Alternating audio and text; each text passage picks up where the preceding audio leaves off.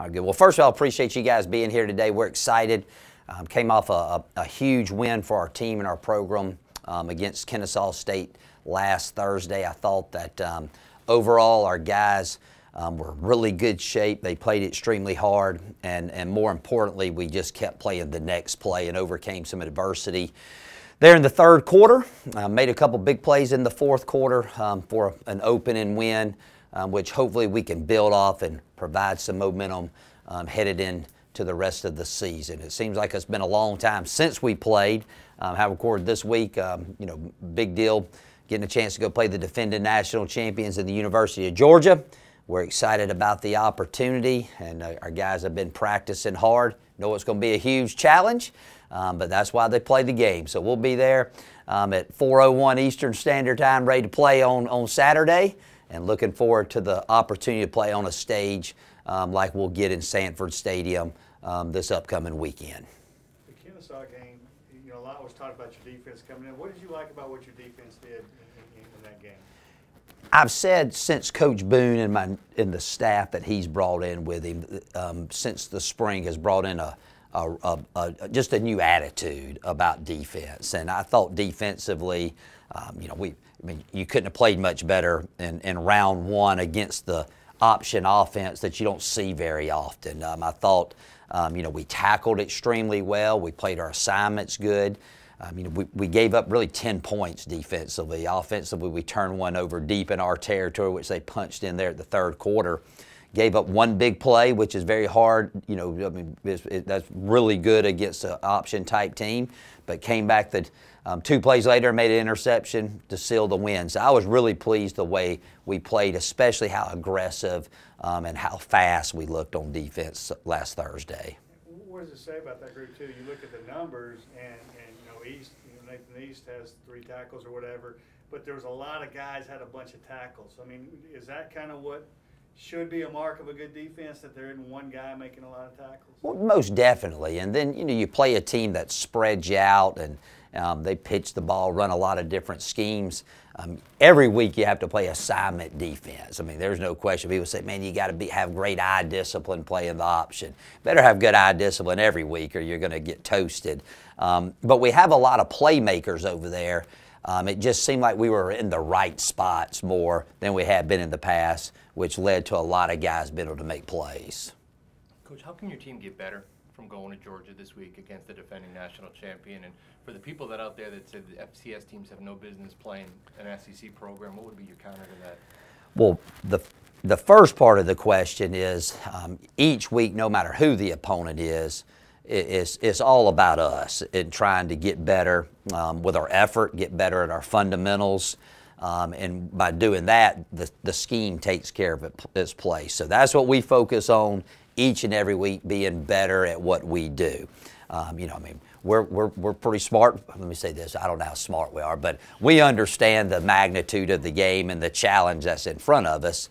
But again, you're either getting better or you're getting worse. And the positive for us is, especially defensively, we get to play more of a traditional style offense. Monday's practice, we were a little rusty, I thought, defensively, but it's been 2 weeks since we wasn't working on the option, so we got to go back to work our base defense. So there'll be a lot of positives. Again, I've never gotten on a bus when I didn't think we had a chance to win. And, we're going in there to try to win the game. But, we'll see how it all plays out. And then the second part of it is, I think it's very important that for our level of ball to be able to continue to play these games. I mean, if you go back and listen to some past Kirby Smart pressers, he'll agree that these games are extremely important. The check that we're going to get from Georgia this weekend, if we don't get that, we don't have a team. Okay, we're not able to give 70-something guys some sort of a scholarship to go to Samford University, and there's over 120 teams at the FCS level, and then you got Division II and Division III. There's a lot more people, young people that play at smaller levels than they do at big levels, and it's very important for the game to allow us to continue to play these, quote, money games, if you will. And last question I have for you, Coach. Can you talk about your relationship with Kirby? It goes back to Valdosta, right? It does. We talk periodically. I was very fortunate that he was on my first staff at Valdosta State.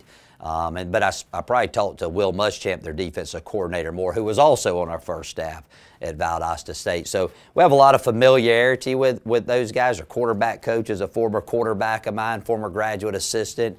Their director of football management was our DOFO here. Their academic coordinator was our academic coordinator here. So there's a lot of pieces that kind of fit together with these guys. But Kirby's done an outstanding job.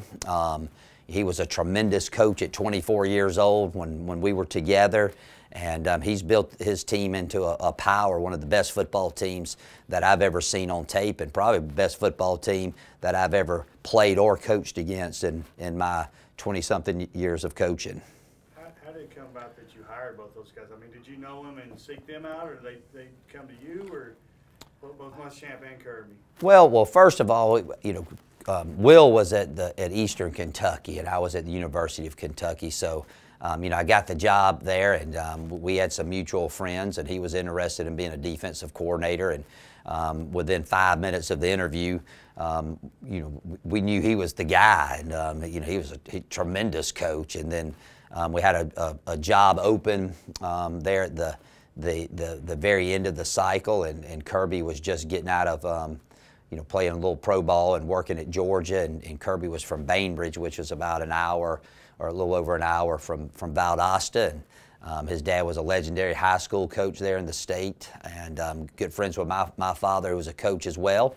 And so we were able to get him to come on the staff, and you knew right from the get-go he was a really good coach. So I was very fortunate. A lot of people, they say, well, you had these guys on your staff, you did this. Look, those guys, Valdosta State's a power in football. And I always tell everybody that those two guys, the mentality that they brought to that 2000 and 2001 football team is still there, and that's why Valdosta State continues to do well. That's how much respect I have for those two guys. With this Georgia defense, I would say looked really good against Oregon the other day. Compared to last year, there's just some pieces missing. I mean, how much are they different than last year? Are they real similar to last year? I think they're very similar to last year. I mean, just got different names on the back of their uniforms. Now, they lost, let me say this, they lost a lot of great players, but, great programs like Coach Smart's built and Coach Saban has. I mean, you keep recruiting them, you keep grooming them, and you get them ready to play. It was hard for me to tell much difference than what I saw on tape last year. How about offensively with Stetson Bennett? I mean, could you tell a difference of a year with him? I mean, did he look sharper Saturday than last year? Well, let me say this. I'm a huge Stetson Bennett fan, okay? Stetson played at Pierce County High School, and my college roommate was his high school coach, okay? And at the end of the day, all these guys talk about Stetson being a walk-on and downplaying Stetson. Look, Stetson had Middle Tennessee, all the MAC schools, okay? He had Samford and he had Mercer. He chose to walk on at the University of Georgia, okay? Stetson, the guy runs 4.65. He ran it on our baseball field right outside of this building at football camp. He's a tremendous, one of the best quarterbacks in the country. I thought last year he was really sharp, and I thought the other day he was really sharp. So I have the utmost respect for him. He's a tremendous quarterback, has great talent around him, and he knows how to get them the ball on time so that they can make big plays after the catch. So you've known about him for a long time then, probably since he was a kid, right?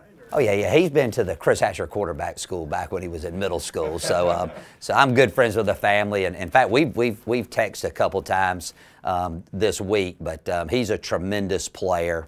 And, the narrative that he's an old walk-on guy that came, look, he's an elite quarterback. I don't care what anybody says. The guy's a phenomenal player, and he makes them go. How's it feel to be ranked top 25 after week 1? Didn't know we were ranked, but we're excited about it. Hey, the goal is to be number one, and that's your goal each and every week. I mean, you want to build a program where you get to the top, and the only way to do that, you got to break in somehow, some way. Again, it's still very early in the season. Every team's different from year in and year out. Last year, this year's rankings were based on how people performed last year, so we'll see how it goes, but we're excited that we're ranked, and hopefully we move up a few spots this week. What was your assessment of the way Michael Howard played last week, and how do you kind of get the guys behind him ready now that they're the Scalzo out? Well, Mike's been solid the whole time. And Quincy Crittenden is coming out of spring ball. Quincy had a great spring. We were trying to figure out a way to get him in the mix to compete for the starting job, and unfortunately Nick got hurt, so Quincy went to the backup position. But I thought Mike played extremely confident. I thought he managed the game extremely well, made some big plays in the fourth quarter on some RPOs that he made some tremendous reads. But he's a smart guy, golly, and he works hard. He has great rapport with the team. So that was a pretty good start for him. Even though we started slow, he came on strong at the end, and we're going to have more of that from him as we go through the rest of the season.